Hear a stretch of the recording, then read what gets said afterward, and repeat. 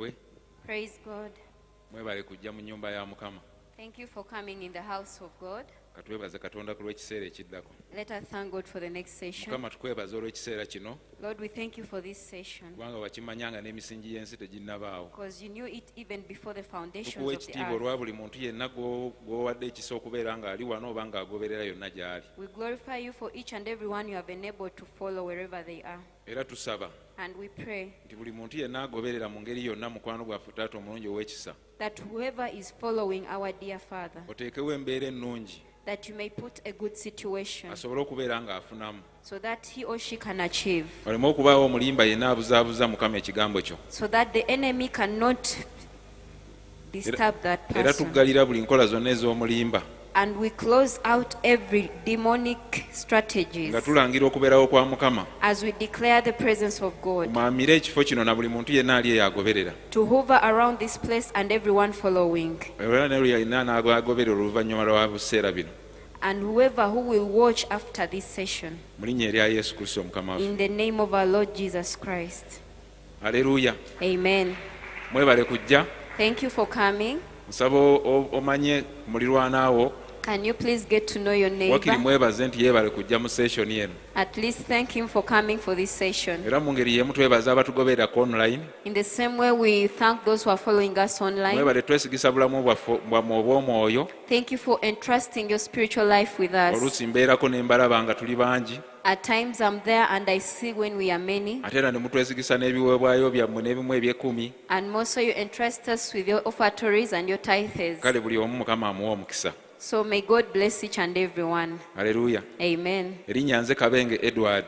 He's by the names of Kabenge Edward. Tina naawe mubuulire agago. And I'm Christine Mudungu. Aleluya. Amen. Ne muganda waffe ono Raymond yagenda babuulira amannya ge gonna details eri mu sign language. Amen. With our brother Raymond. Nze ndi mu Faith family. And I'm in Goodness family. Mukama atukoze bulungi mu family. God has done us so good in the family system. Temukitegedde. Mukama ankoze bulungi kale nze mu family. Okay, as an individual, God has done me good in the family. Mukama atuwadde abakulembeze abalungi. God has given us good leaders. Mukama yawa okwolesebwa kw'omulabirizi waffe okulungi okwa family system. He gave our bishop a nice revelation of the family Era system. njagala kwebaza mu ngeri eyo bishop waffe n'abasumba bakolera awamu nabo nti mwebale kutuyiyiza kintu kino. And I want to thank Bishop together with the pastoral team for having made this thing for us. Ate ne twebaza Katonda ku lwa Mami Rose ffe tumuyita. And more so we thank God for Mami Rose. That's how we Tumuyita term Mami her. wano mumumanyi nga mukyala Nyanzi. We call her Mami. For you, you term her as Mrs. Nyanzi. Kubanga atukumaakuma eyo gye tubeera mu meeting zaffe n'okubeera nga twongerayo obuweereza. Because she always guides us so that we can take on the ministry. Nebaza Katonda ku lw'aba family leaders I thank God for the family leaders kuba bampa omwaganya nange okuweereza wamu nabo. because they give me an opportunity to serve with Era them. bankoze bulungi. And they have done me good. Nebaza Katonda ku lwa Faith family. Also, I thank God for Faith family. Bintu bingi bijjanga birowoozo ne tubikolera awamu ne tulaba obulamu bw'abantu nga busanyusibwa. Many things come as thoughts and we see them work out for people. Ndi mufumbo I'm married era nga Irene nsuubira agoberera and I know my wife is following nga tulina abaana bana. and we have 4 children. Byonna Mukama abikoledde mu kifo kino. God has done all that in this place. Mukama mulungi. God is Nga good. natandise okuwa obujulizi nsobola n'okutwala samoni yonna nga ya bujulizi. If I'm to testify, I may take on the whole sermon testifying. Naye katugende mu kigambo. But let us go in for the Omutwe word. gwaffe guli mu Zabbuli 73 olunyiri lwa 26. Our theme is in Psalms 73:26. Era kati katugoberere owooluganda katusomere tusobole okuba nga tugoberera wamu naye ab'oluzungu.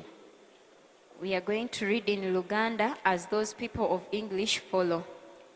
Zabbuli 73, Psalms 73 verse 26. Zabbuli 73:26. Omubiri gwange n'omutima gwange bimpwako, naye Katonda ge maanyi g'omutima gwange n'omugabo gwange emirembe gyonna. Luganda eyo erina ekigambo kyekozesa ekitali kyangu. There is this word the Luganda version uses which is not easy. Abavunula ey'Oluganda baali bannamasaka kati Oluganda lw'e Masaka fe abaakulira eno tetulumanyi nnyo. The people who translated it were from Masaka, and it is a Konkluganda. Kati kansome mu luzungu eyange gamba my flesh and my heart may fail nga ovuunula mu Luganda. Omubiri gwange n'omutima gwange bimpwako. Biremererwa. Njagala ovuunule nga toyogera Luganda luli olw'e Masaka. Okay. My flesh and my heart may fail. Omubiri gwange n'omutima gwange biyinza okulemererwa. Wow. But God is my strength, is the strength of my heart and my portion forever. Naye Katonda ge maanyi g'omutima gwange era gwe mugabo gwange emirembe gyonna. Mukama yeebazibwe. Praise God. Ndabawo ebintu bibiri. I see two things. Mu mutwe guno katubyawulemu. Let us separate them in this theme. Hallelujah. Amen. Ekisooka nti omubiri gwange n'omutima gwange biyinza okulemererwa. Ye paati esooka. The first part, my body and my heart may fail out. Hallelujah. Amen. Ekyo kitegerekese. Gwe be paati esooka. Paati ey'okubiri eri nti Katonda ge maanyi gange oba Katonda ge maanyi g'omutima gwange era omugabo gwange ogw'emirembe n'emirembe. And then the second part, God is my strength and my portion forever and ever. Kati Mukama atugamba atya by'okubeera nti omubiri gusobola olemererwa? Now, how can God tell us that the heart and the body can fail out? Nze ntera bisanga bitera okumbaako ne mpulira nga nnemereddwa oba ne mpulira nga nafuye ne mpulira nga nkooye. For me, I usually confront that period and I feel when I'm so tired. Naye atugamba mujje gye ndi mmwe n'abakooye n'abazitoowereddwa nange n'abawummuza. But he tells us, come to me, all of you who are heavy laden, I will give you peace. Mukama yeebazibwe. Amen. Paati ey'okubiri njagala ogyegendereze.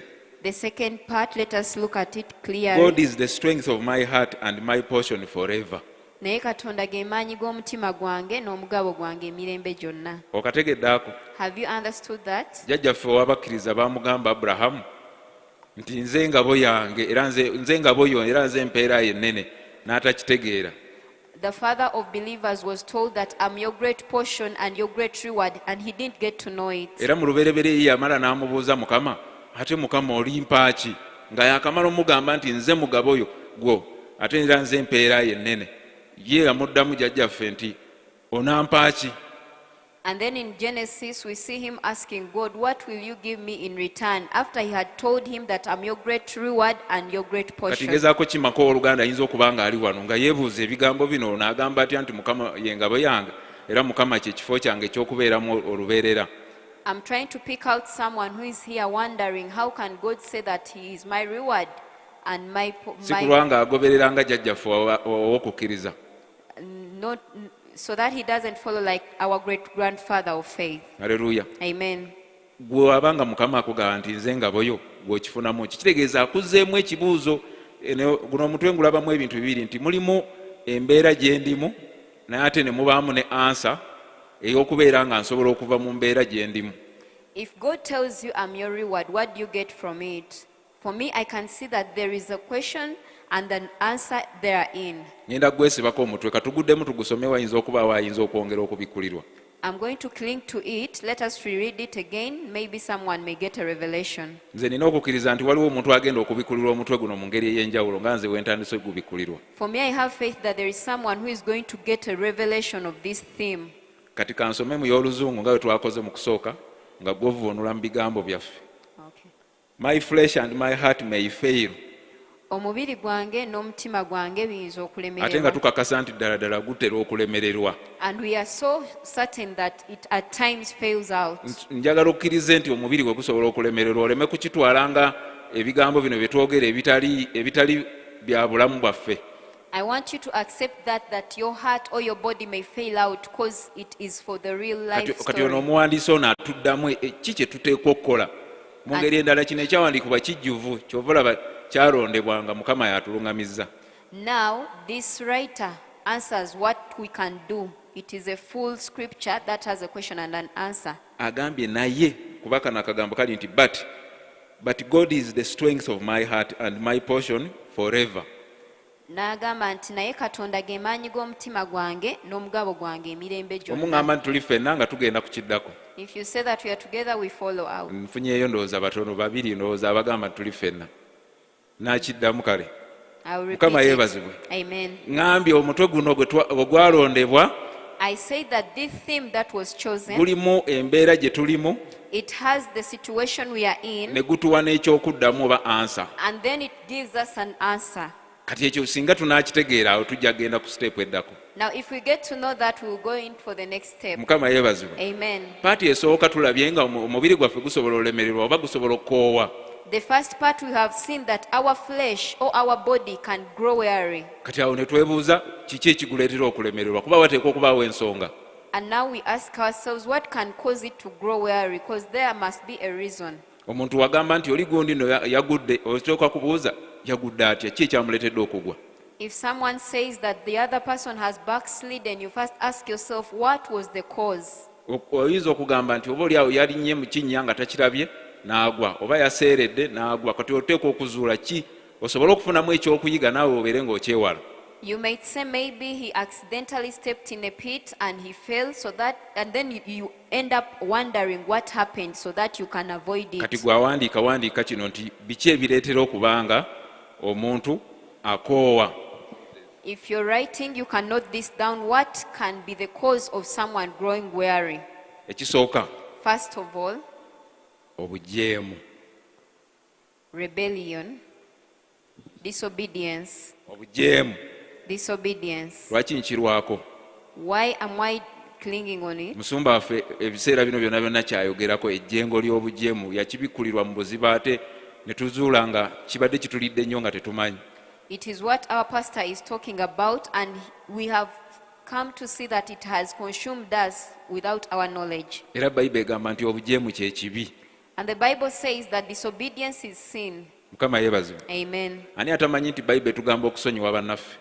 Who doesn't know that the Bible tells us to forgive our friends? Kati bwe kiba bwe kityo njagala obe wa musana ogambe nti nze siina muntu gwe sisonyiwanga mu bulamu bwange. Owanike omukono ng'oli mukakafu nga n'eggulu likulaba. Ogambe nti nze siina muntu gwe sisonyiwanga mu bulamu bwange. Era ne bonna bonna bwe mbasanga mpulira essanyu ery'amaanyi eriwedde. If so, and you're so sure of it, I want you to raise up your hand and say that for me, I forgive everyone who wronged me. I don't have any enemy. Tulina okusoomoozebwa nga tutambula mu bulamu buno. We have challenges as we walk in life, Okuteeka mu nkola ekigambo kya Katonda. putting into action the word of God. Kyova olaba nga kyawandiikibwa kitujjukize nga kibeere nga kituyamba okubanga twekolamu omulimu kuba tetunnatereera nga Katonda waatwagala. That is why it is written, so that we can always remind ourselves and we are put right as God wants us. Naye ekyo tekitegeeza nti twenyumirize mu bunafu bwaffe bwe tukyalina. But that doesn't mean that we should rejoice in our weakness. Tutegedde nti obujeemu si kintu kirungi. We've known that disobedience is not a good Era thing. ng'ekimu ku byo bye tusobola okulabirako ky'ekyokubeera nga okusonyiwa kutukaluubirira. And one of the things we can see as an example is seeing that it is difficult to Kati forgive. ekyo kireeta obukoowu. It brings weariness. Kuba otuuka ekiseera ng'owulira omuntu oyo ne w'oba nga omulowoozezaako bulowoozi oluusi ng'omutima gwekanga. You reach an extent when you think about that person and your heart is faint. Njogera bino nga ggwe naawe okubyamu akafaananyi tugezeeko okwekemba tubeere nga tuwangula ekintu kino. I'm speaking these things as you try to figure out so that we can fight this thing. Mukama yeebazibwe. Amen. Ekirala okumanyiira. The second thing is familiarity. Otuuka ekiseera nga okujja mu saaviisi okimanyi. Tujja ne batukulembera mu kusinza n'okutendereza, ne tugendako mu biranga awo baprompter, ne tugendako mu special songs, ekigambo ne kijja, ne tuddayo. Waliwo ekiseera ky'owulira nga ogenda omanyiira ebintu kugamba nga obikola luwalo ngeri ya ddiini. You reach an extent and you're used that when we go for service, there is the session of worship and praise, the prompters take us on, and then you end up becoming religious. Ekyo kivaamu bukoowu. That also causes weariness. Omanyi ekireetera obukoowu obuvaawo? Do you know what causes the weariness from this? Era gundi yakuta akazindaala. It's the other person Ye leading. lwaki tebaleese oli? Why didn't they bring the other Ye lwaki person? ono si yasinza n'atendereza? Why doesn't she worship and praise? Mukama yeebazibwe. Amen. Ako kabonero ka bukoowu. It is a sign of weariness. Kuba ebintu bya Mukama asobola okukozesa yenna. Because for godly things, he can use anyone. Ye Peetero Mukama yakozesa nkoko n'ekookolima. For Peter, God used the cock and it. Mukama yeebazibwe. Amen. Ekirala olugendo luwanvu. And the other one is the journey is too long. obalamu owalokokera n'olabalabamu n'obalabalamu emyaka giyiseewo ng'osaba okola ki otuuka ekiseera n'olowooza nti oba olugendo luno lulikoma ddi n'owulira nga akooye ng'omwana waaba asoma waabeera nga alaba nga tamalaako ate ng'asoma. If you happen to figure out the period when you got born again, the time you have walked into salvation, and you end up seeing the journey is so long, you end up growing weary. Kati kino kyaba ku Bayisirayiri mu Bayibuli.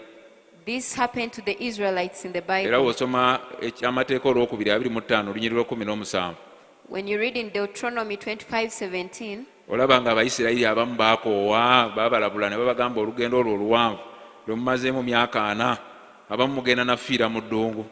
you see that some of the Israelites were warned and some grew weary along the way. Some of them died along the desert. Baakoowa. They grew weary. Otuuseewo tusomereyo. Kama yeebazibwe. Amen. Baali kyakulabirako ky'amaanyi nnyo eri obulamu bwaffe buno obw'obulokozi. They were a great example to our lives as born again. Era buli we mbisoma mmanya kigambo kyange si kyabwe kubanga bo tebakyaliwo. Whenever I read it, I know it's my word, it's not theirs, because for them they Ekyamateeka no longer olwokubiri exist. 25:17. Ekyamateeka olwokubiri 25:17. Jjukira Amaleki bwe yakukolera mu kkubo bwe mwali nga muva mu Misiri. Bwe yakusanga mu kkubo n'atta abasembye ennyumawo, abanafu bonna abakooye, abanafu bonna ab'ennyuma bwe wazikirira ng'okooye n'atatya Katonda. Mukama yeebazibwe. Amen. 17 y'Oluzungu egamba, remember what the Amalekites did to you along the way when you came out of Egypt, when you were weary and worn out. They met you on your journey and cut off all who were lagging behind. They had no fear of God. Olugendo nga luwanvu baakoowanga abasigadde mabega Abamalekite ne babeera nga bakola ki? Nga babattamu. Kati nsaba Mukama nti atuyambe ffe tuleme okoowa, omulaba aleme otujjamu mu lugendo ogwo ogugenda mu ggulu oba ogenda mu bulamu obutagwawo. The journey was too long for them, and those who could lag behind, the enemy would come and strike them. So let us pray that when we get weary, we don't grow weary and remain Soka behind. weebuuze kiki ekikooyezza ggwe mu kulaba okukwo? Ask yourself, what has made me grow weary? Kiki ekikooyezza kye kibuuzo? What could be the cause of my weariness? Gwe mu mutima gwo okimanyi. In your heart, you know it. Oyinza okuba nga kungulu kuno weenyanyamula n'olabika ng'ow'amaanyi naye nga oddayo ng'oluusi oli wekka owulira obukoowu munda mu ggwe. It may be that when we see you physically, you seem to be strong, but when you are all alone, you feel the weariness. Mukama yeebazibwe. Amen. Kati kankulabule. Now let me warn you. Oyinza okuba nga ebikooyezza byakubeera ng'oli mu kubulwa. Maybe the cause of your weariness is because of lack. Naye ate kankubuulire nti n'omukisa nagwo gusobola okukukooya. But let me tell you this, that even a blessing can make you weary. Ani akkiriziganya nange? Who believes that? Mukama mulungi. Olunaku lwasinga ofuna ssente nnyingi z'otakwatangako. The Wasiiba mu overnight, wasula ng'osaba mu kiro. Si kyo? day you got the biggest amount of money, that's when you spent the whole night praying, not so? Kati katusabe nti Mukama aleeteyo omuntu atuwa wano buli omu obukadde 10,000 enkya tunadda ffenna. Let me pray that God brings someone to give us 100 million each of us. Will we come Olaba back abantu we bayinza tomorrow? okwetalo zipulaningira okuinvestinga n'okukola byonna bye baali balaba nga tebinnabatuuka. You will see how people will move around to invest and to do whatever they had not Kati done Mukama yet. yalabula. Now God warned. Tugenda soma ekyawandiikibwa kino. Mukama yatulabula mu kyamateeka olwokubiri 32:15. We are going to read this scripture in Mbu Deuteronomy, Abayisirayiri baalya ne bakkuta that the Israelites ne bagejja ate to satiety and they grew fat, bo ne beerabira Mukama Katonda waabwe. and they forgot God. Nze mbadde ndowooza nti embeera eno enyigiriza, embeera eno emalamu amaanyi yeyokka eyinza okuba nga enkooya. For me, I thought this situation of lack is the only one that can make someone grow weary. Kati ekyo kimpa okusoomozebwa nti mu buli mbeera nteeka okunoonya Mukama kubanga tewaliwo mbeera egenda kundeetera kubeera ng'ejjawo obukoowu wabula nga nze neekozeemu omulimu. And this challenges me that in every situation I have to keep looking for God, because there is no situation that will take away the weariness. Ey'Oluzungu egambye bwetyo 32 ekyamateeka olwokubiri olunyiriri lwa 15.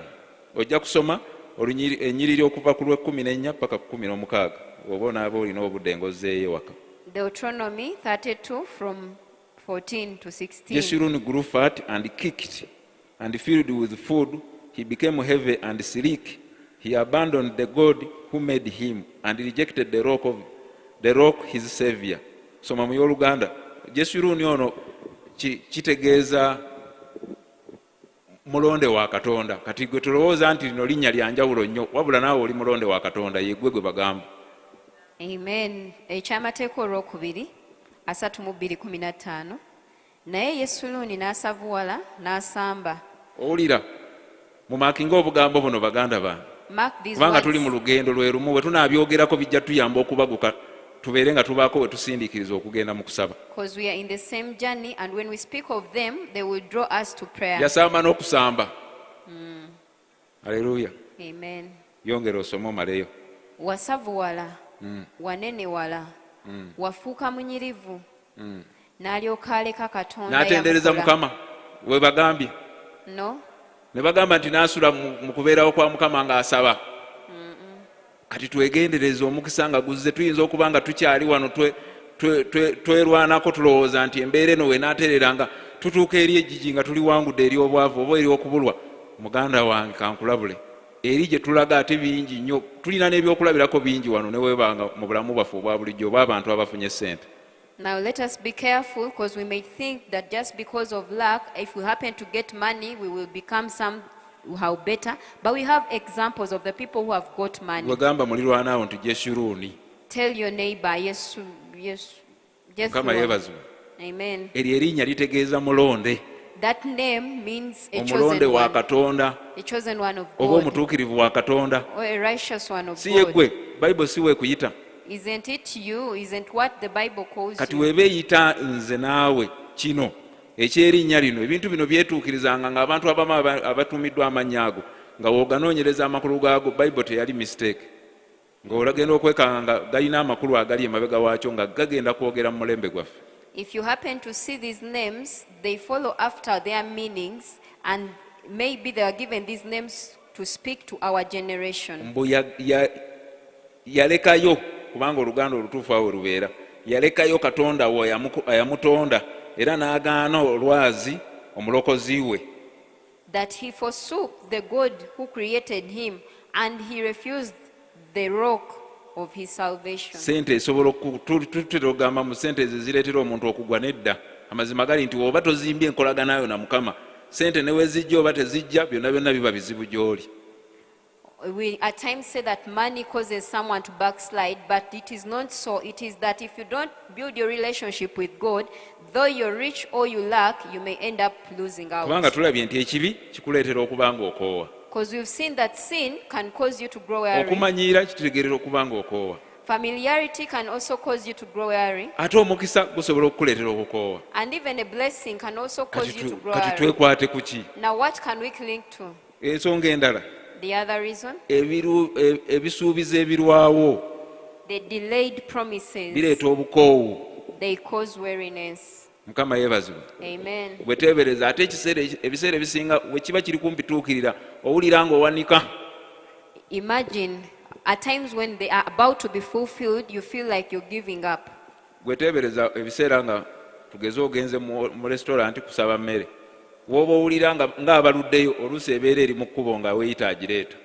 Imagine the time when you go to a restaurant and they feel like they have delayed you. The time you feel like you've been delayed, that's when they are bringing it. Fe abakolera emisaala, omusaala we gulwawo okujja, oluusi woowulira ddala ng'oyagala ogende ewa human resource weemulugunye, ogenda okulaba nga bagamba ababadde baluddewo okwapuruvinga baapuruvinze, enkya zijja kubaako. Oba oba oli awo ng'olaba message nti sente zazze, nogaa bwe mbadde ngenda okwogera ebigambo ebitasaana, obuli by'okwemulugunya.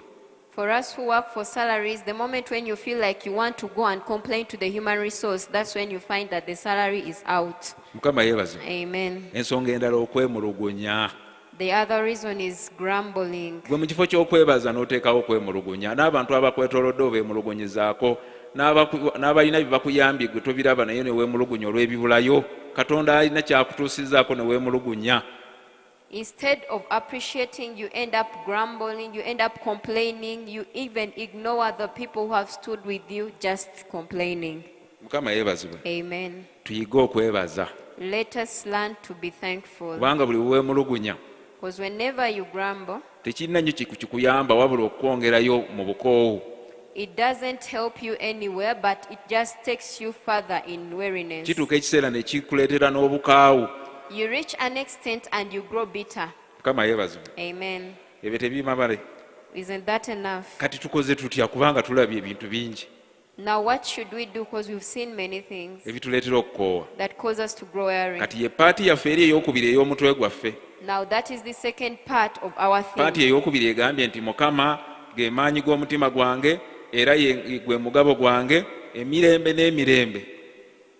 The second part has said that God is the strength of my heart and the rock and my portion forever and ever. Mukama yeebazibwe. Amen. Kikulaga mu paati ey'okubeera ng'otunuulira obulamu obw'obutakoma That, forever. that shows you that you have to even consider the part of forever. Ebiseera ebisinga amaaso gaffe gano gatera otunuulira wano okumpi bw'oti kolako bw'oti ng'olaba ngalo zo zokka wano. At times our eyes just see. Okiraba nti w'oteekawo engalo zo bw'oti ebirowoozo byonna bibeera ku ngeri ntya gye nzigyawo zino ngalo ndabe. Do you see that when you put your hands like this, you just ask how am I removing these eyes Kati so oba that I obuntu can bwaffe see? oba omubiri gwaffe guno gutuleetera okubeera nga tulowooleza ku bulamu bwa wano ku nsi ne twerabira n'obulamu buli obugenda okujja tugenda kubanga tugenda mu bulamu obw'okwesiima emirembe n'emirembe. So our body causes us to just think of this worldly life, and we even forget that we are going to another life that is eternal. Ate nga buno obulamu bwe bugenda okukolerera buli bwe busalawo oba buli bunaaba bulungi oba nedda. Yet it is in this life where we are going to work out for the other life, whether to be good or bad. Tutunuulidde ebintu ebireetera obukoowu waggulu. We have considered the things that cause weariness up, Naye w'ogenda obizuula nga bya mubiri wano bikoma wano byonna kumpi ndowooza kumpi byonna. but if you clearly consider them, they are all fleshy things. Either ng'ofunye obugagga bwa wano Maybe you've grown wealthy, it is for this oba world. ng'oli mu kubulwa kwa bintu bino bikwatikako bya wano. Or maybe you're lacking, it is this. Kitegeeza solution esooka kutunuulira bintu bya waggulu. So the first solution is to consider the heavenly things. Kubanga buli w'onaalengera ewala ojja kuyambibwa nnyo okubeera ng'ojja amaaso ku bino ebibadde bikumalamu amaanyi n'ebikooya ofune amaanyi ate ageeyongerayo. Because whenever you have a further view, you will get strength to put you further. Mukama yeebazibwe. Amen. Kati tutunuulire ebya waggulu tutunuulire Mukama kikyagamba tujja kubeera nga tufuna ate focus empya. Now let us consider what God tells us, and let us look at what God tells us so that we can have a new focus. Sibagambye nti ebya wano temubifaako. I have not said that you shouldn't Naye mind ngambye these kyusaamuko things, ku focus obeere ng'ozuumingako ebyewala. but I've just advised to zoom further. Kubanga buli w'ozuuminga mu byewala Because whenever you zoom further, ate ebya wano tebikubeerera nnyo bizibu kuba oba olengeddeko ekifaananyi ekinene ekisingako awo. now these worldly things don't become a problem because you have a clear view of Kati them. ensonga esooka gye natadde wansi yakusoma kigambo. The first reason I put down was to read the word. Bwe tunuulira omuntu agamba nti nze nina kyentoba nakyo, nina ebirowoozo ebikyamu bijja, ebirooto ebikyamu bijja, amagezi genkuwa soma ekigambo. If you have bad dreams, you are going through something, the only knowledge or the only advice I give you is read the word. Waliwo omwana gwe ndinga guardian we naye yabadde annyumiza nti mbadde mu busibe. There is a child who I'm like his or her guardian. She was saying that she has been through bondage. Naye kati ekyanneewunyisiza nti yagambye nti nzija gy'oli okwenenya kubanga mbadde ntambulira mu bintu ebitali birungi, ne mubuuza kyali kitya. He told me that I'm coming to you to repent because I've been walking through things that have not been good, and I inquired what bulijjo happened. wetwogera ku simu mukubiriza nnyo okusoma Bayibuli, mukubiriza nnyo okusoma Bayibuli okulaba ng'agisoma cover to cover, oba abitegeera oba tabitegedde nga musumba waffe watera otugamba. Because whenever I'm speaking to him on phone, I advise him to read the Bible. Whether you understand or not, read the Bible. Naye yagambye nti mbadde nakendeera okusoma Bayibuli nga ndaba nnyo bifirimu, nga nina nnyo emikwano egy'ensi. Kati ng'olaba nti buli wewala okusoma Bayibuli ofunawo ekintu ekirala ekikookipaayinga ne kikuleetera okuba nga kikuwugula, ate n'oba nga munda mu ggwe tokyalinamu n'amaanyi ga resisting ekyo. But he said that I had decreased on my reading the Bible. I was watching movies. So you see, whenever you quit reading the Bible, something occupies. Mukama yeebazibwe. Amen. Okusaba nakwo nkwagala nnyo ng'ensonga ey'okubiri. Prayer can be our second point. Naye wensaba nga sisomye kigambo But mbeera nja kusaba nga siyimiridde nnyo mu layini ya Katonda oba oli awo gy'ayagala. When I pray minus reading the word, I may pray when I'm far from what God wants. Bayibuli egamba nti okusaba kw'omutuukirivu kuyinza nnyo mu kukola kwako. Yakobo 5:16.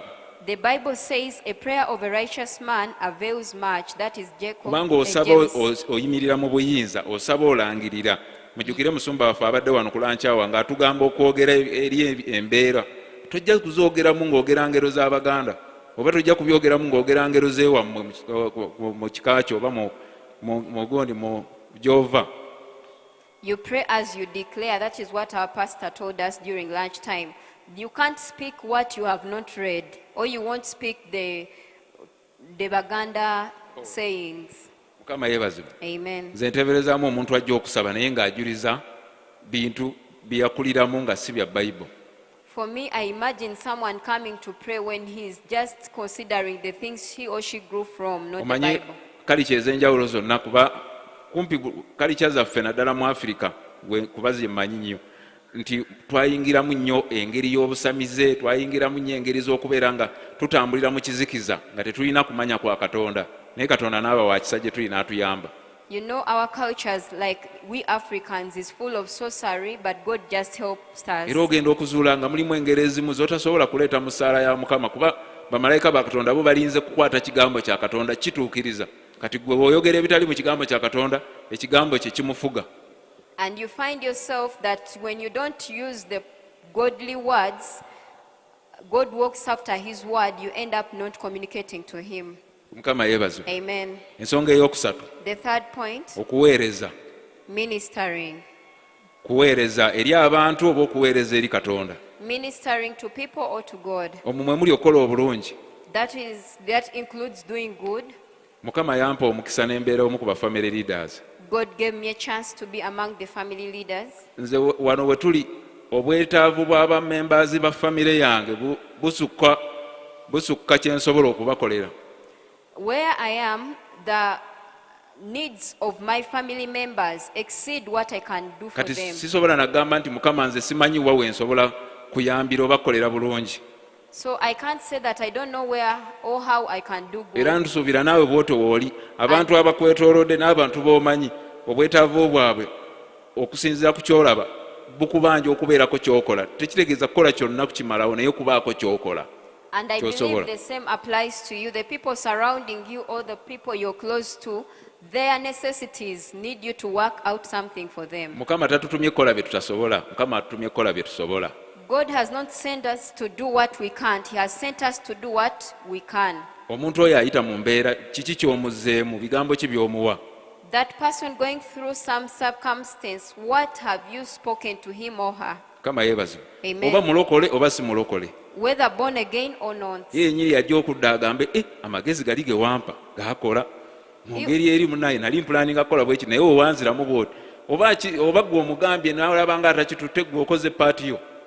He or she will come back and say, the other courage you gave me last time, it worked out for me. Whether he or she considers it, but you have at least done something. Mu Bagalatiya 6:9 Bayibuli egambye nti temulekangayo kukola bulungi naddala eri ab'omu nnyumba.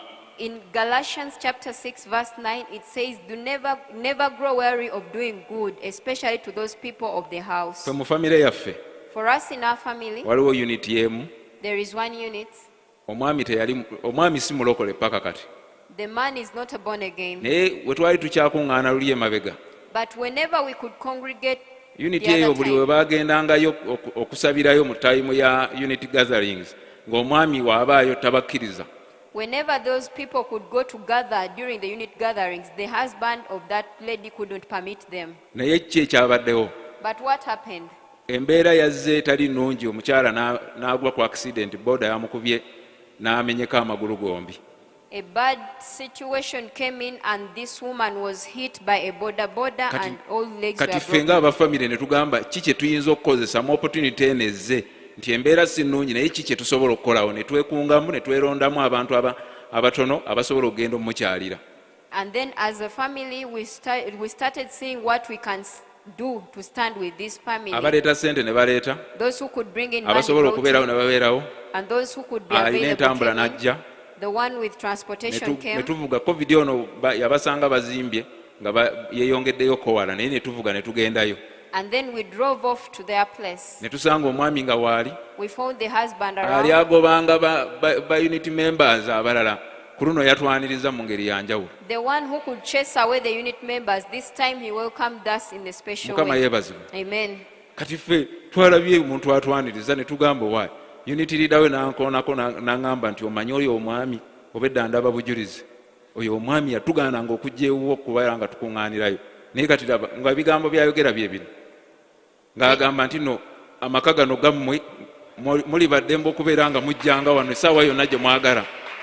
This man welcomed us very well, and he was like, this is your home, you can come N'atubuulira whenever ebyemirimu you gye nga feel bwe like. bitambula, ennaku ezimu biki covid agize bw'ati, ne tunyumya emboozi nga anyumya n'abooluganda. And he told us very good stories, like as if he was with brethren. N'agamba kano, And then he said this, abalokole mutulaze okwagala. born again, you've showed us love. Olaba omuntu akunoonya ne gye walaga n'ogendayo n'omunoonya ddala ddala mwagadde mukyala wange, ate nange Someone munjagala. searching for you, even where you went far. Really, you've loved my wife. N'atunyumiza sitole nga byonna we byali ne baamukubira essimu. Kati ekintu kyewuunyisa nti okola ekikolwa, sigamba nti oba omazeewo obuzibu bwonna, naye olw'okubanga olina ky'okoze okoma ku mutima gw'omuntu oyo. And now he narrated to us the whole story of how the accident happened. And maybe you may not finish the whole problem, but at least you've done something to that person's heart. Kati ono omwami Mukatuliki, And now this man is a naye Catholic, tebannabaawo Mukatuliki n'omu ajja mmukyalira. but there is no Catholic who has ever visited Kati ekyo him. mulowooza kye twakoze kinaamuleka kye kimu. Now, do you think that what we did will leave him the same? Mukama yeebazibwe. Amen. Era tulina n'omukyalo omulala naye era omwami we nga museveniside. And we even have another lady when Kati her ngezaako bawa husband is a ku bujulizi Seventh-day. obutonotono obw'okukola obulungi. Naawe oddeyo ofune w'otandikira, oyinza obutatandika na bikwatikako naye n'ebigambo. I'm trying to testify so that you can get to have a starting point to go back and do some good. Omukyala yazaala, This lady gave birth, ne twekolamu omulimu ne tugenda omukyalira, and we organized ourselves to visit her. ne tusanga nga taliiyo. We found when she wasn't there. Kati we yakomawo ne bamugamba bino ebintu bivudde mu Faith Family, eri gye nsabira ku kyaki ku UCC, n'agamba okakasa abantu b'oku kyaki bakumanyi. When she came back, they were like, these things are from Faith Family, and she was like, are you sure the people of church know you? N'amugamba abaana batwalenga ku kyaki, nze nange ndiraba oba ndijja oba sizze, naye abaana batwalenga ku kyaki naawe gendanga ku kyaki, sijja kuddamu ku restricting agenda ku kyaki. And now he permitted her to take the children to church, and he was like, I don't know whether I'll join you, but take the children to church. Mukama yeebazibwe. Amen. Era tulinze olunaku lumu okubeera nga tufuna obujulizi obw'abantu abafaanana bwe batyo. And now we are waiting one day to get a testimony of such people. Ensonga endala ki kye tuteekwa okukola okulaba nga tuwangula oba nga twegobako embeera eno ey'okubanga omubiri gwaffe gunafuwa, omubiri gwaffe nga gudda emabega. The other thing that we have to do to see that we avoid the weariness of our body Kwe kukuŋŋaana. is fellowshipping. Omanyi amaanyi g'ofuna, ebbugumu ly'ofuna ng'osabiddeko awamu ne banno. Do you know that warmth you get when you fellowship with your fellows? Buli w'obeera nga weesudde wekka, Whenever you distance yourself, ebiseera ebimu omulaba asooka n'akuleetera okulaba nga banna abatakuyamba.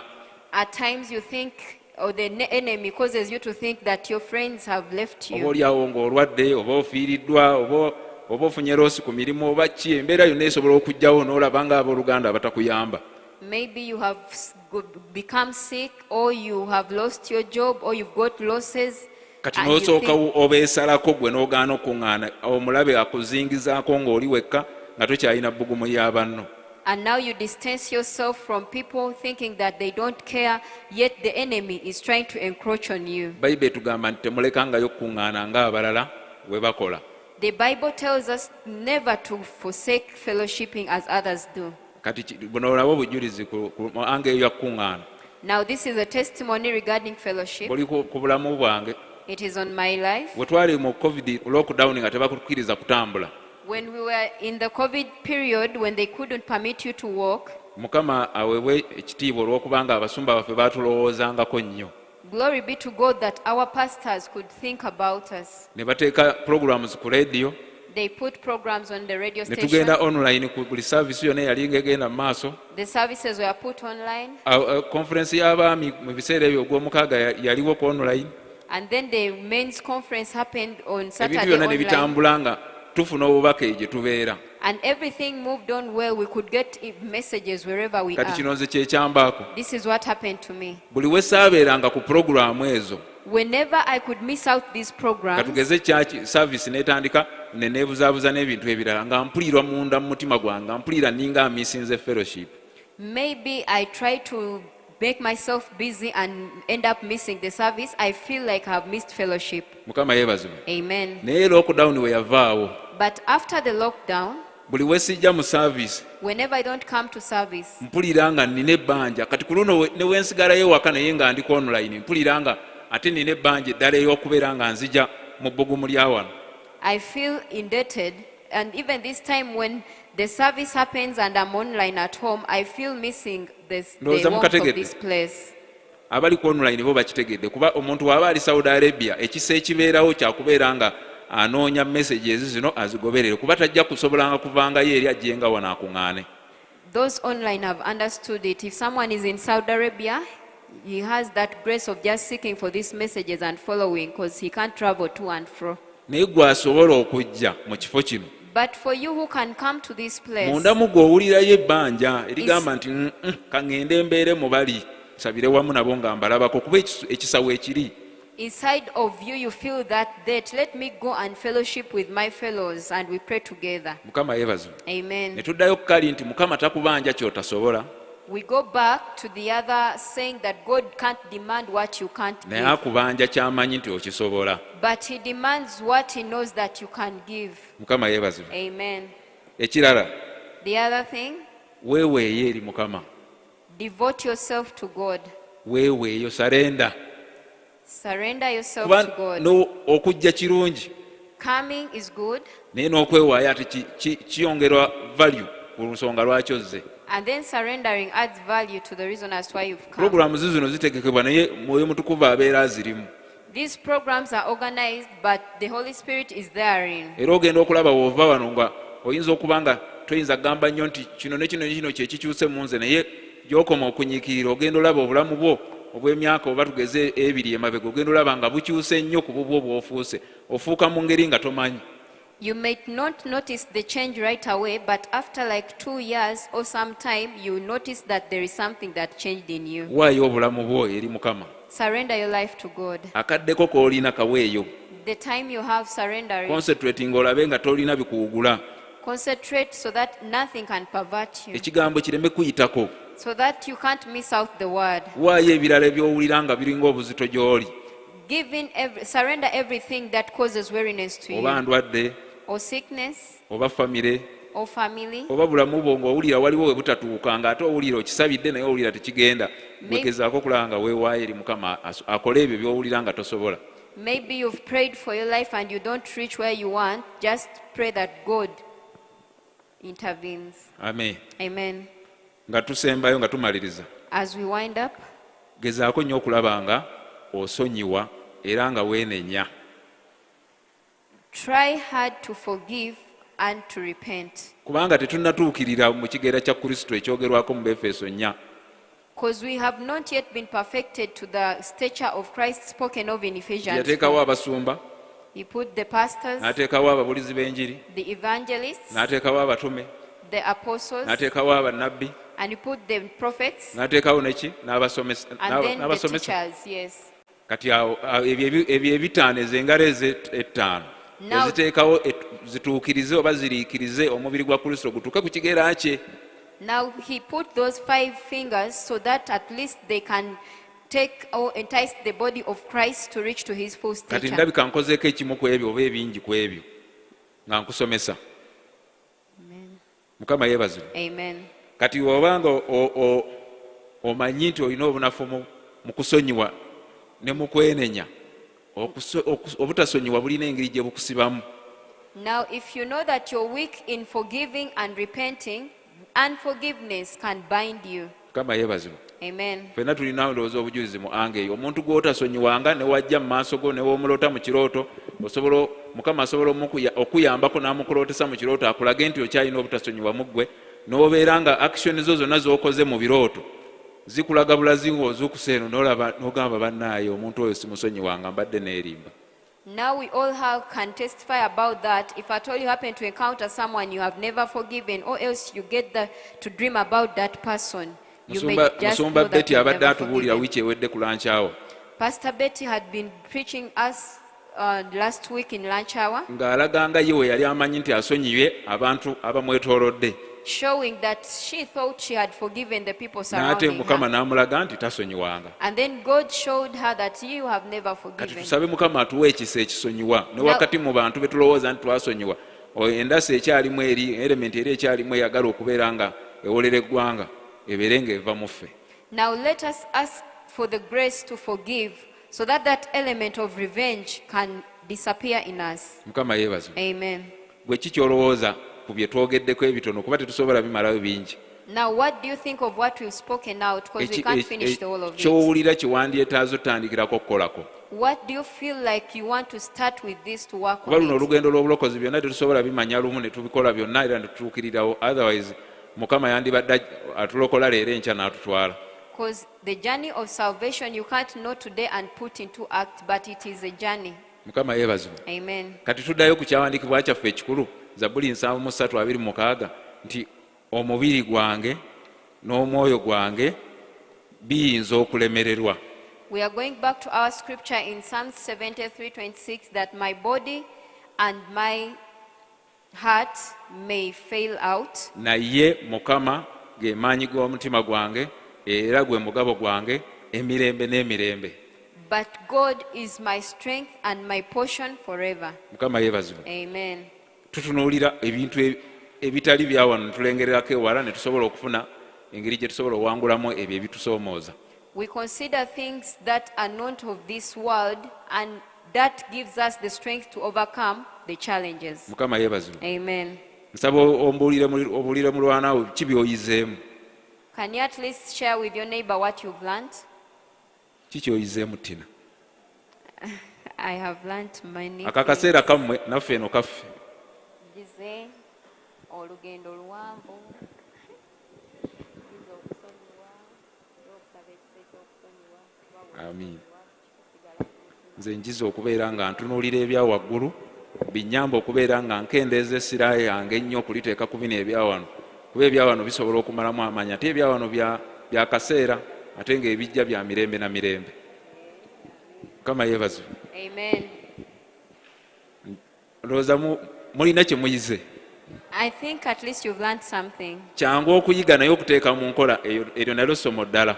It is easy to learn, but putting into action is Kati another tugenda kusaba lesson. Mukama atuwe ekisa Now we are going to pray that God gives us the grace okuteeka mu nkola to put into action okumanya kwe tulina oba kwe tufunye, the knowledge we have attained, kubanga eyo nayo tesiti yaayo ndala. because it is another test Biba itself. byangu wano nga tubyogerako ntusonyiwa, It is easy to speak about it, that you forgive, naye eriyo omuntu gw'osonyiwa nga ye buli w'omusonyiwa ayongera okusosonkereza. but there is someone you can forgive and this person keeps on wronging you. Abafumbo mumpuubireko. Marrieds, can you wave to me? Era waliwo omwogezi omu yagamba nti waliwo omulokole byatajja kumanya nga tafumbiddwa.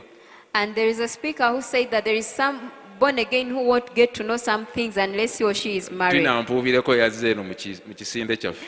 Amina. Mukama yeebazibwe. Amen. Tekitegeeza nti bizibu, naye lwakubanga wabaawo by'owulira nga biringa ebikusoomooza oba ebikujja mu mbeera gye wali omanyiridde nga gwe oli mu bulamu bwo bw'omu weesalirawo. It doesn't imply that it is difficult, but you feel like these things have put you away from the used way you could Oli gw'oyingiza mu conduct bulamu your bw'alina life. ky'ayagala. In your life has his desires, and you also have your desires. Kyoge- Could just go berserk whenever I could try to put in my strength. Naye nga wodde eri Mukama akugamba muleke musonyiwe. But when you go to God, Mugamba he oba just sitaani tells you yankuba forgive. akaama. And your time think maybe it is the devil Ate whispering to ndowooza era me. naffe bwe tutyo tubakola eri nabo babeera n'okusoomoozebwa okwo. Kagamba omulabe ye agezaako okulaba nga temukwatagana, akuba amaka abeere ng'abawangudde. The devil tries hard to bring in that confusion so that he can strike the home and then he wins you kuba over. amazima gali nti wobanga oli wekka ne weeremererwa ne tuzuula obukoowu buno bwonna bwonna bwe tuzudde nga ffe tubwereetera n'ebimu. Because if at all you are alone and you find out that, oh, this weariness, you've been causing it yourself. Kati ate wobeera ng'ogattiddwako omulala golowooza tomukooye nnyo kuba gwe wennyini weetamwa n'otuuka ekiseera n'ogamba ye oba mbaddeko ki pulira neetamiddwa. Now, if at all you've joined someone else, won't you make that person grow weary? Because you yourself, you feel like you're tired of yourself. Mukama yeebazibwe. Amen. Katuyimire ku bigere byaffe. Let us stand up on our feet. Haleluya. Amen. Tuweeyo obulamu bwaffe eri Mukama. And let us surrender our lives to Kizito God. ki ky'olaba nga kiri mu maaso? What is that heavy thing you see ahead Bwe of nali you? nga nsoma nga ŋŋamba Mukama n'ayita ebibuuzo. When I was at school, I could ask myself, will I pass the exams? Bwe namala okuyita ebibuuzo ne ŋŋamba naafuna omulimu. After passing the exams, I was asking myself, will I get a job? Bwe nafuna omulimu ŋŋamba Mukama onaagukuuma ne nsobola okukwatagana n'abantu abo ne nsobola okuba nga nsigala nfuna ssente oba ne mbeera nga nfuna promotion. When I got a job, I started worrying, will I stay on this job forever and being promoted? Bwe nali nga ateera kati Mukama ate naawasa ntya ani gwe ndireeta ng'abayaaye bangi. And then I started wondering, how will I now marry? There are so many false. Ate we nawasa ninga ate Mukama kati kuzaala kiraba kitya.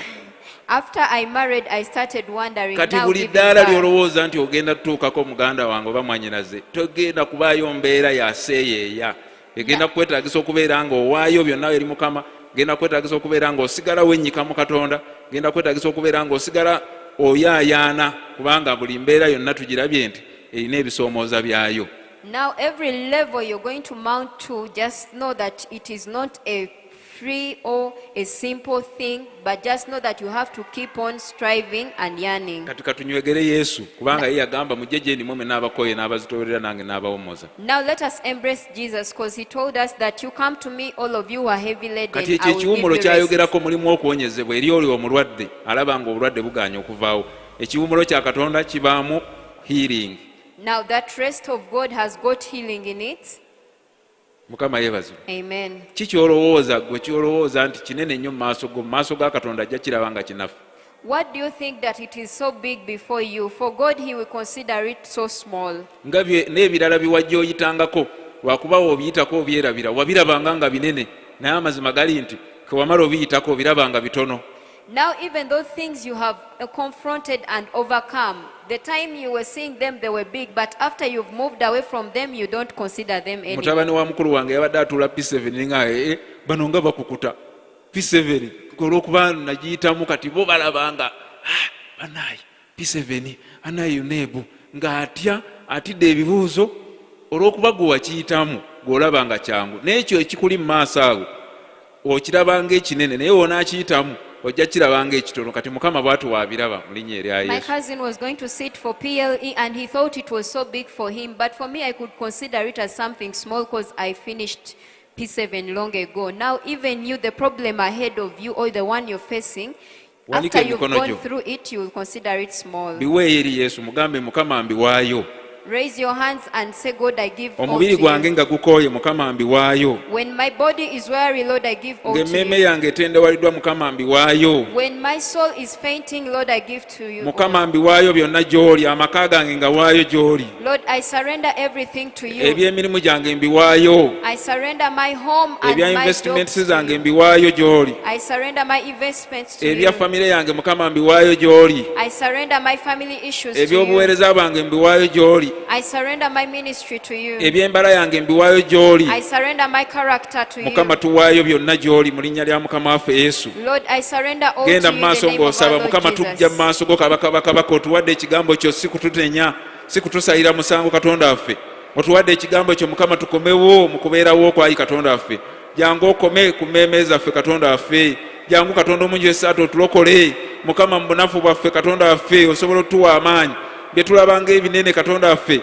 gw'obirabanga bitono mu maaso go bye twalabanga ebinene Mukama bye twamala oyitako tulabanga kakano byafuuka bitono naye eriyo abatannaba biyitako mu linnya lya Mukama waffe Yesu nga babirabanga binene mu maaso gaabwe naffe mu ngeri y'emu Katonda waffe tuteeka obwesige bwaffe mu ggwe Mukama tukoowoola Mukama tukaabirira nga family system katonda waffe, tukabirira nga UCC katonda waffe, tukabirira wamu n'abasumba baffe, tukabirira wamu n'abakulembeze bannaffe ba unity leaders, tukabirira wamu ne ba family leaders, tukabirira wamu ne ba members. Mukama ab'ekifo kino, Mukama woba totuyambye ani anaatuyamba? Nezi gavumenti nazo zennyini ziri mu kwewola ssente.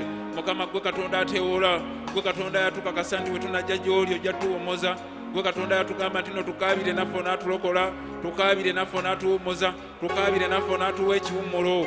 Mukama ekiwummulo kyoyogerako kwe kuwonyezebwa eri omuntu oyo Mukama Taata alina endwadde emulemeddeko, eri omuntu oyo Mukama afiiriziddwa ssente ze, eri omuntu oyo Mukama Taata alina ebintu ebimusoomooza, eri omuntu oyo Mukama akalubiriziddwa ossonyiwa. Mukama tubiwaayo gy'oli, tuwaayo Mukama Taata emitima gyaffe egiremereddwa, tuwaayo Mukama Taata emibiri gyaffe katonda waffe nga giremererwa okuzuukuka ekiro okusaba, nga giremererwa okugolokoka Mukama Taata okusoma ekigambo kyo, nga giremererwa okufunayo ebiseera eby'okusinda omukwano ne katonda waffe mu linnya erya Yesu Kristo omwana katonda olamu.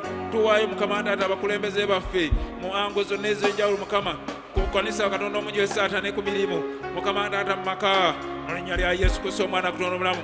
Mukama tukoowola otuyambe, Mukama yambe emmeeme yange eremu okuzirika, yambe emmeeme y'omukyala oyo Mukama aleme okuggwaamu amaanyi, yambe emmeeme y'omwami oyo katonda waffe Taata abeereko ekkubo ly'alengera. Mukama mulengezeeko ku byewala, mulageeko Mukama Taata ku bujulizi bw'azaafuna, ku maanyi gozza omuwa, ku bisiriko by'azza ayawangula Mukama ku nsozi z'ajjayitako mu linnya lya Mukama waffe Yesu. Mukama COVID gwe watuwanguza katonda waffe nga Afirika, tetwalina busobozi katonda waffe mulwanyisa. Mukama gwe asobola otuyisa ku mbeera bwe zityo ezikubya amawanga. Mu linnya lya Mukama waffe Yesu tuteeka obwesige bwaffe mu ggwe nga tusaba Mukama otwongereko okukkiriza. Mukama mu Luka 17 abayigirizwa abo bajja gy'oli ne babuuza ti Mukama omuntu wanansobyanga n'amusonyiwanga emirundi 7? N'omugamba nti nedda si bwe kityo bwe kiri, wabula n'amusonyiwanga emirundi 7 n'emirundi 7. Mu linnya lya Mukama waffe Yesu bwe kibanga mirundi 7 emirundi 7, Mukama bakugamba nti twongereko okukkiriza. Naffe nga aba UCC katonda waffe Taata tusaba Mukama twongereko okukkiriza, tusonyiwe abatukola obubi, tusonyiwe Mukama Taata abatusoomooza, tusonyiwe Mukama abali tusoomooza. Mukama mu linnya erya Yesu Kristo omwana katonda omulamu, Bayibuli tukakasiza nti ebitasoboka eri katonda eri abaana b'abantu bisoboka eri Katonda. Mu magezi agaffe Mukama tuyiyiza, mu magezi agaffe Mukama tupulaanize, naye Mukama gw'oba otuukiriza okwagalako. Mu linnya lya Yesu Kristo omwana katonda omulamu, Mukama tukuyita, Mukama tukukoowoola, tuweeyo okukkiriza okulala, tutwale ku ddaala eddala ery'okukkiriza, tusobole okuinfluensinga abantu. Abatume bo batyo okusanga ebitundu kye bagendangamu nga bagamba baba bavunika amawanga, kibaba bavunika ebitundu. Mu linnya lya Mukama waffe Yesu tukwegayirira ffe batume b'omulembe gwaffe, ffe batume b'omulembe guno Mukama Taata we tunaakoyera mu lugendo, ate Mukama ani anaatuyamba? Bayibuli ebuuziza mu Yeremiya tuwona ab'okooye n'ababigere, ate wonaavuganya n'ab'embalaasi. Mu linnya lya Mukama waffe Yesu bwe tubadde twekwasa nti bitukooyeza Mukama tubiwaayo gy'oli, tubiwaayo gy'oli mukano gwaffe. Otugambye nti ffe embazi y'erwana, ffe b'olikozesa okumenyaamenya amawanga, ffe b'olikozesa okusiguukulula, ffe b'olikozesa Mukama Taata okuzimba. Mukama by'otayagala bisuulwe, ne by'oyagala Mukama bizimbibwe mu mulembe gwangayi Mukama katonda waffe, okubuulira ekigambo kyo Mukama, okugabana n'abantu Mukama, okukola ebigambo eby'ekisa eri abantu. Mukwano gwange omulungi ow'ekisa, tuyambe kabaka Taata okuteeka mu nkola okuteesa kwayi katonda waffe, naye Mukama tunaabikola tutya nga totuyambye? Mukama magezi agaffe tukoowa, emibiri gyaffe Mukama giremererwa, tukwegayidde mu linnya lya Mukama waffe Yesu. Jangu otuyambe katonda waffe, jangu otukomeko mukwano gwange, jangu otulokole ayi omwoyo omutukuvu. Mukama oba totuyambye ana naatuyamba? Ayi Mukama tukukoowoola otuwa amaanyi, tukukoowoola otuwa embavu, tukukoowoola otuwa ebinywa byaffe ebibadde bijugumidde obinyweze. Mu linnya lya Yesu Kristo omwana katonda omulamu, nga famire sisirimu ayi Mukama katonda waffe tukwegayirire, leka okole ebyekisa eri amagenda gaffe, leka okole ebyekisa eri famire supervisor waffe, leka okole ebyekisa Mukama eri ba family leaders katonda waffe, tugolokose Mukama tuteeke okukola kitukola, kubanga Mukama otuyise, otugambye mu Bakolinso tituli bakozi wamu naawe. Mu linnya lya Mukama waffe Yesu tukolera wamu naawe, tuwe ekisa, tukole awamu naawe mukama tuwambatire, tukole awamu naawe mukama Taata tuyinzise, tukole awamu naawe kabaka Taata tuwa amaanyi agawangula mukama Taata ebiringa emiziziko, awangula mukama wa Taata ebyagala tulemesa, agawangula mukwano wa Taata ebyagala tuzze emabega, agawangula mukama Taata okwemulugunya, kubanga okwemulugunya tetulina kye tufunamu, okukayanira ebyo bye tutannafuna mukama Taata newe tunaabifuna tujja byerabira. Tukwegayidde mukama olw'omutima omugonvu, olw'omutima ng'ekigambo kyo mukama Taata kibuliddwa gugonde, mu linnya lya Yesu Kristo omwana Katonda twewalulire mukama Taata naffe tunaatereera tuyinzise mukwano gwa Taata, kubanga gwe mukwano gwaffe, gwe ssuubi lyaffe mukama, gwe wayimiriza omuyaga ku nnyanja mukama, jangu oyimiriza omuyaga ogutawaanya abooluganda, jangu oyimirize mukama omuyaga Katonda waffe Taata gubeereko ekkomo, ogwo omuyaga okuva eri omulabe, ogwo omuyaga ogwagala otuwugula, ogwo omuyaga ogwagala otuvumuula, ogwo omuyaga ogwagala otutwala mukama wa Taata mu buswavu, ogwagala otutwala kabaka wa Taata mu nsenyi eyeekalu mu linnya lya mukama waffe Yesu, ogwo omuyaga ogwagala otutwala mu buswavu, ogwagala otutwala mukama Taata emabega, ogwagala otuzza emabega mu linnya lya mukama waffe Yesu.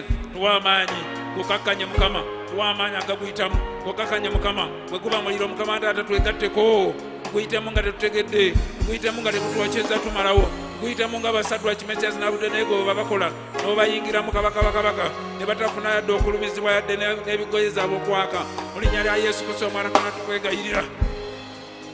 Weereza obuyambi mukama eri emmeeme y'omuntu oyo ayeewaddeyo okusaba mukama, weereza emmeeme y'omuntu oyo mukama atugoberera Katonda waffe Taata mu linnya lya mukama waffe Yesu. Omukono gwo leka guyambe owooluganda ayina okuyaayanamu ye naye ng'asaba, naye nga newasaba embeera egaaniddewo. Omwoyo omutukuvu Taata tukwegayidde, limuza okukkiriza kwaffe, yinza okuba nga ansa yaffe eri kumpi kutuuka ate ne tuwanika. Taata tulabyeko examples nyingi, abantu nga bwe baatukiranga beemulugunya ate ekyokuddamu kyali kisembedde nnyo. Mu linnya lya Yesu Kristo omwana Taata tukwegayirira, tugenda kuddukiranga gy'oli, tugenda kwekwatanga ku ggwe, tugenda noonyanga maaso go, tugenda noonyanga ggwe Katonda waffe Taata otulokole mu linnya lya Yesu Kristo omwana Katonda. Jangu kabaka wa Taata otuwe ekisa, jangu mukwano gwa Taata otuzzeemu amaanyi, jangu kabaka wa Taata otukwate ku mukono mukama onaatukwata ku mukono tujja yitawo, tuneebuuza n'engeri gye twayitamu mukama. Twegayidde mukama Taata tuddize essanyu lyaffe eri obulokozi, tuyambe tugolokoke, otulo nga tutuzinzeeko, olugayaavu nga tukinzeeko mukama, okuddirira nga kutuzinzeeko mukama, okwagala okwasooka kw'otubanja mukama, tujja gy'oli tuddemu nate tuyaayaane, tuddemu nate tuyaayaane, twayayaananga nga tetulina kumanya kungi naye Katonda ffe twakoma okumanya okungi ate ne tukendeeza okuyaayaana mukama. Tuddiza okuyaayaana okwo mukama kwe kwagala okwasooka mukwano gwaffe, tunaasobola otereera, tunaasobola okudda mu mpyazo, tunaasobola okukola byoyagala, tunaasobola okwewaayo gy'oli mukama. Tuwaayo byonna mukama Taata emigugu, tuwaayo kabaka Taata ekibi nga kibadde kisoomooza nga kituleeteddwa lwakubanga tugayaniriza ekigambo kyo mu linnya lya Yesu Kristo omwana Katonda. Tukoowola ayi omwoyo omutukuvu, jangu okola ebyekisa mukama Taata, tuyimusa amaaso gaffe gy'oli, jangu mukwano waffe Taata tutulekerera mukama. Tukoowoola wakati nga n'omukisa guzze, omukisa ogw'ebyensimbi, omukisa ogw'ebintu bye twayaayaaniranga mukama, tukwegayiridde tuleme okwerabira Yekiruni tumulabye, ono nga ye mufukeko w'amafuta, ono nga ye mutuukirivu w'omukama, ye Isirayiri wo kabaka Taata ye we yafuna omukisa omungi n'agejja n'asamba n'abivaako mukama ebyokugoberera mu linnya lya Yesu Kristo omwana Katonda. Tugeme eri embeera eyo mukama, tugeme eri embeera y'okubeera nga tufunye ebimala ne tukuvaako. Tugeme mukano gwa Taata nga tuzimba enkolagana yaffe naawe, tugeme mukano gwa Taata nga tulabira ku bakozi obulungi, tugeme kabaka wa Taata nga tetuva mu kubeerawo okwo mu linnya lya Yesu Kristo omwana Katonda. Tuyambe tukolewo enkola ey'okubeera nga embeera oba nnungi oba si nnungi, tubeere n'enkola ey'okubeera nga mukama tukiika mu kubeerawo okwo mu linnya lya Yesu Kristo omwana Katonda. Mwoyo omutukuvu Taata tukwetaaga, tukunaakuwaziza nnyo nga Befeso 4 tuweegambye, tukunyiikaaza mukama nga tukola ebitasaana, nga tukumpanya, nga tuwaba, nga tunafuwa, nga tugayaalira mu bintu by'okuŋŋaana mukama. Tukwegayiridde tukomezewo ekisa ekirala mukama, kubanga ekigambo kyo kize kituli, kubanga okyali ku ntebe ey'okusaasira mu linnya lya Yesu Kristo omwana Katonda. Tukoowolayo omwoyo omutukuvu, tukoowola mukama otubeere, tukoowola mukama otatuyamba ne anatuyamba, tukoowola mukama nga tumanyi tetulinayo obulokole bulala mukama. Buno bwe bulokole bwe twajjamu nga tusuubira okufuna obulamu obutaggwaawo mukama. Tuyambe engule zaffe tuleme ozzireka, kubanga Bayibuli erabudde negamba nti omutuukirivu bw'akyuka ebikolwa bye ebirungi tebijjukirwa, naye mukama ate tosanyukira mu mubi kufiira mu bwonoonyi bwe mukama. Omujjukiranga mukama, otujjukiranga n'okyusa baganda baffe, otujjukiranga naffe n'otukolamu omulimu paka ku nkomerero ne tutawanika mu linnya lya Yesu Kristo omwana Katonda.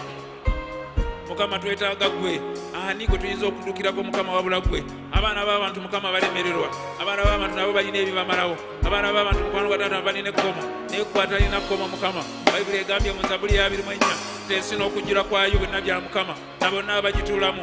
Mukama byonna eby'obugagga bibyo. Mukama twongere okuteeka obwesige bwaffe mu ggwe. Tuyisaba otwongereko okukkiriza, twongereko okukkiriza naddala mu eri eno ey'okusonyiwa, twongereko okukkiriza mu eri eno ey'okwenenya. Mukama tuleme okwesonyiwa obwesonyiwe. Mukama tuleme okulowooza nti Mukama wetwenenya kitegeeza kwogerako bwogezi, naye yo tubanja okubala ebibala ebyokwenenya kwaffe, okubala ebibala ebyekyo kye twatula mu linnya erya Yesu Kristo omwana tunalamu.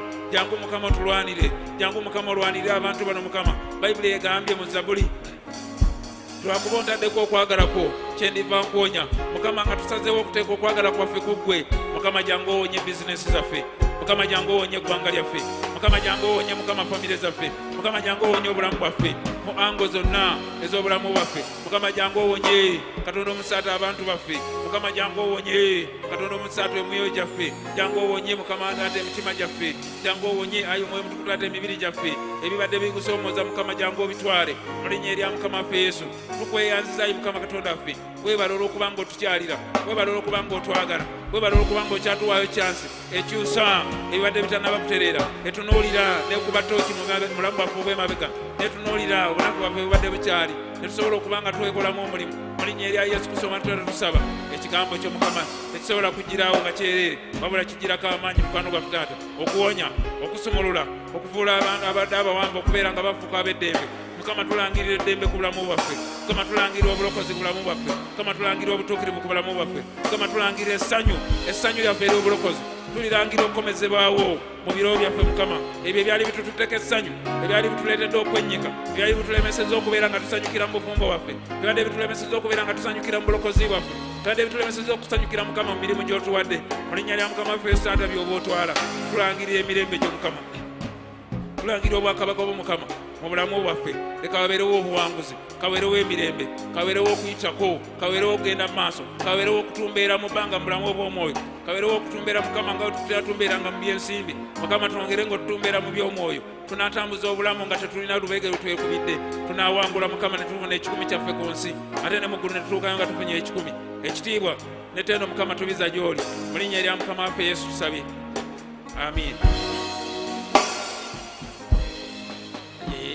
Siza meme yange gy'oli ne byonna ebiri mu nze mbikutendereza Mukama kubanga gwe mulokozi. Imba nange. Nyimosiza meme yange gy'oli owe byonna ebiri mu nze mbikutendereza Mukama kubanga gwe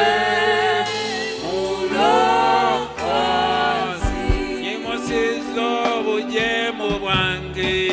Imusiza meme yange gy'oli yimba ebyonna ebiri mu nze bikutendereza Mukama kubanga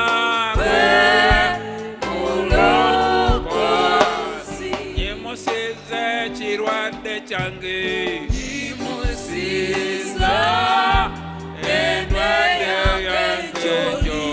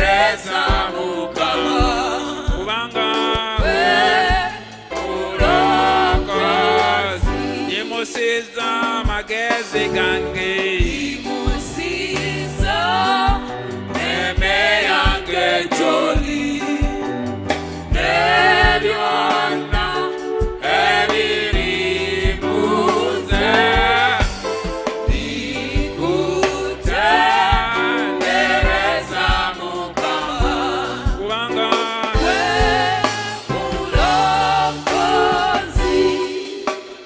eri abo abatabaddewo mulankyawa nga tuwaayo teekateeka ekiweebwayo gy'okiweeyo nga we tumaliriza session eno ate tugenda kweyongerayo mu kusaba.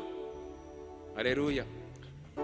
Gezaako okulaba nga weewaayo emmeeme eyo mu magezi go bijokoma okuba nga okyogera washipiti musigalewo mu magezi go muba nga bijokoma okwewaayo oyongera okuba nga osumululwa. Haleluya. Amen. Oyongera okubeera nga owaguza waliwo ejjiji lyoyinza okuyitamu nga tomanyi naawe neweesanga bwesanzi ng'olina engeri gy'obaguseemu olina engeri gy'otandisa okuweera nga obuuka nga tomanyi. Kati essaawa y'okusinza n'okuba nga twewaayo eri Mukama tugikozese bulungi.